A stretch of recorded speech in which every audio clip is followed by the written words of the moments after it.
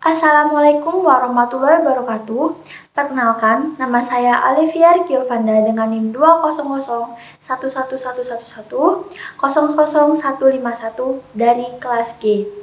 Di sini kami dari kelompok 5 akan menyampaikan materi mengenai sistem peraturan perundang-undangan di Indonesia. Berikut ini anggota dari kelompok 5. Perkenalkan, nama saya Rahmania dengan NIM 2001111100206. Nama saya Fani Syafiana Putri dengan NIM 137. Perkenalkan, nama saya Hasan Besuni, NIM 20011111220.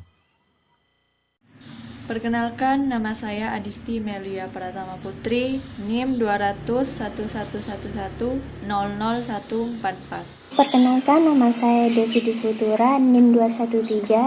Sebelum membahas mengenai sistem peraturan perundang-undangan di Indonesia, alangkah baiknya kita mengetahui apa yang dimaksud dengan peraturan perundang-undangan.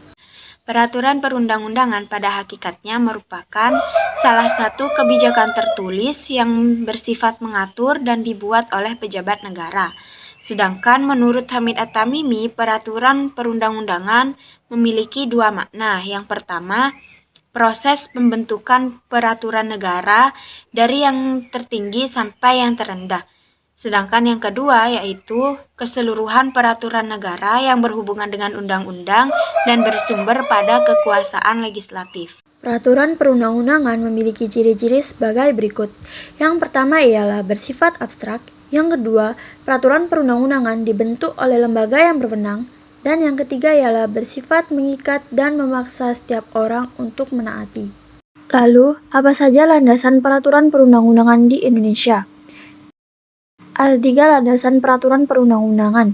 Yang pertama adalah landasan filosofis. Landasan filosofis merupakan pertimbangan atau alasan yang menggambarkan bahwa peraturan yang dibentuk mempertimbangkan pandangan hidup, kesadaran, dan cita hukum yang meliputi suasana kebatinan serta falsafah bangsa Indonesia yang bersumber dari Pancasila dan pembukaan Undang-Undang Dasar Negara Republik Indonesia tahun 1945.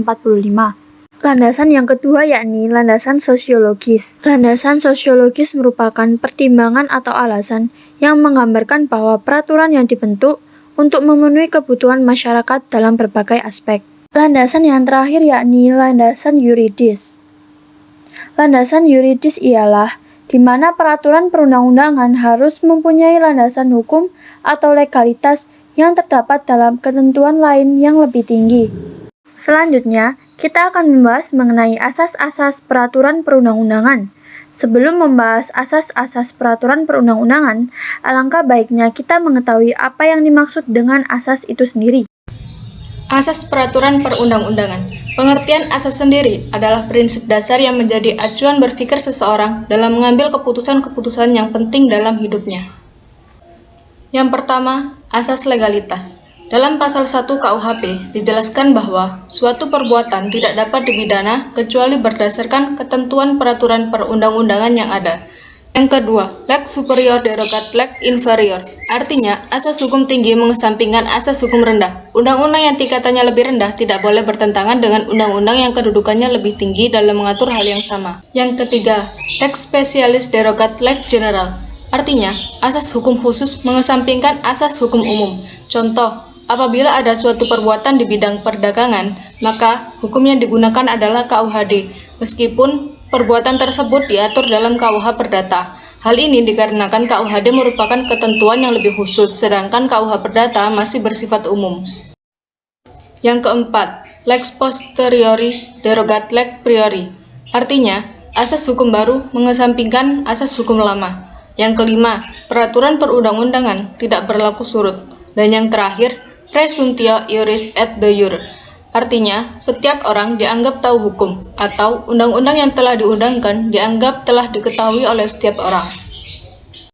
Berikutnya, kita akan membahas mengenai hierarki peraturan perundang-undangan.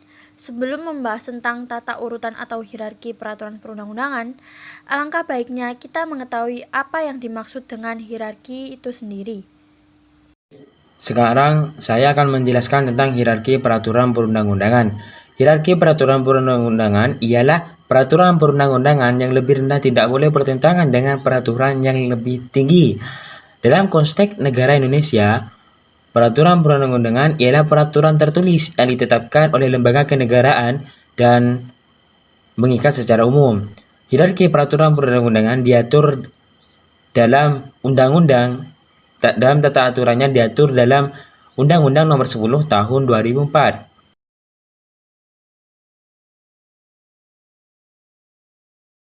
Hierarki peraturan perundang-undangan mengenai tata urutan peraturan perundang-undangan diatur dalam Undang-Undang Nomor 10 Tahun 2004. A. Undang-Undang Republik Indonesia 1945. B. Undang-undang atau Perpu. C. Peraturan pemerintah. D. Peraturan presiden. E. Peraturan daerah. Pertama, Perda provinsi dibuat oleh DPRD provinsi dengan gubernur. Yang kedua, Perda kabupaten atau kota dibuat oleh DPRD kabupaten atau kota bersama bupati wali kota. Yang ketiga, peraturan desa atau peraturan yang setingkat dibuat oleh BPD atau nama lainnya bersama dengan kepala desa atau nama lainnya. Selanjutnya, kita akan membahas mengenai pembentukan peraturan perundang-undangan. Halo teman-teman, di sini saya akan melanjutkan materi mengenai pembentukan peraturan perundang-undangan. Pembentukan peraturan perundang-undangan diatur dalam pasal 1 Undang-Undang Nomor 12 Tahun 2011. Ada beberapa tahapan dalam pembentukan peraturan perundang-undangan. Tahapan yang pertama yakni tahap perencanaan, yang kedua adalah tahap penyusunan, yang ketiga adalah tahap pembahasan, yang keempat adalah tahap pengesahan atau penetapan, dan yang terakhir adalah tahap pengundangan. Selanjutnya, kita akan membahas mengenai asas dalam pembentukan peraturan perundang-undangan. Asas dalam pembentukan peraturan perundang-undangan ini dilakukan berdasarkan asas-asas yang diatur dalam pasal 5 Undang-Undang Nomor 12 Tahun 2011. Pembentukan peraturan perundang-undangan harus dilakukan berdasarkan pada asas pembentukan peraturan perundang-undangan yang baik, yang meliputi 1. Kejelasan tujuan. 2. Kelembagaan atau pejabat pembentuk yang baik. 3. Kesesuaian antara jenis, hierarki, dan materi muatan. 4. Dapat dilaksanakan. 5. Kedayagunaan dan kehasilgunaan. 6. Kejelasan rumusan. Dan yang terakhir, keterbukaan. Lalu, ada juga materi yang harus dimuat dalam peraturan perundang-undangan.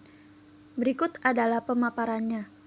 Saya di sini akan menjelaskan tentang bab 3, yaitu diatur mengenai materi muatan peraturan perundang-undangan dari pasal 8 sampai dengan pasal 14.